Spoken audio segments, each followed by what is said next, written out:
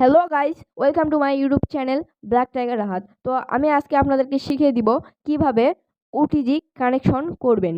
বিভিন্ন ভিডিও বা ব্লগিং বানানোর জন্য আপনারা মাইক্রোফোন ব্যবহার করবেন।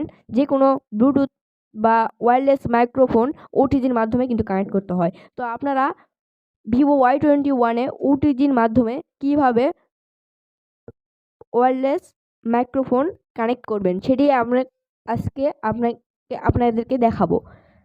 তো আমরা ভিভো Y21-এর মোবাইলের সেটিংয়ে চলে যাব। সেটিংয়ে যাওয়ার পর আমরা দেখব ব্লুটুথ অ্যান্ড ডিভাইস একটি অপশন আছে। সেটিংয়ে এরকম একটা ইন্টারফেস শো করবে। তো এই দেখেন এই অপশনটির উপর আমরা ক্লিক করে দিব। ক্লিক করার পর ক্লিক করার সাথে সাথে এরকম একটা ইন্টারফেস দেখতে পারবেন। ইন্টারফেসটি হলো এইরকম। তো এটা হচ্ছে আমাদের ওটিজি কানেকশন। নিচে আরও বিস্তারিত লেখা আছে, আমরা চাইলে পড়ে নিতে পারেন। তো ওটিজি এটা আমরা এখান থেকে অন করে নিব। অন করার পর আপনার পাশে যদি কোনো ব্লুটুথ বা ওয়্যারলেস ওটিজি মাইক্রোফোন থাকে তাহলে এটির সাহায্যে কানেক্ট হয়ে যাবে। অবশ্যই এটি অন করার আগে আপনাদের মোবাইলের ব্লুটুথ এই অপশনটি অন করে নেবেন। ব্লুটুথ এখানে আপনাদের একটা অপশন আছে, এই যে এখানে ব্লুটুথ অপশনটি আপনারা অন করে নেবেন।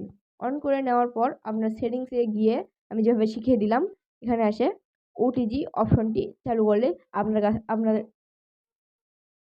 মোবাইলের আশেপাশে কোনো যদি ওয়্যারলেস মাইক্রোফোন থাকে তাহলে সেটি কানেক্ট হয়ে যাবে।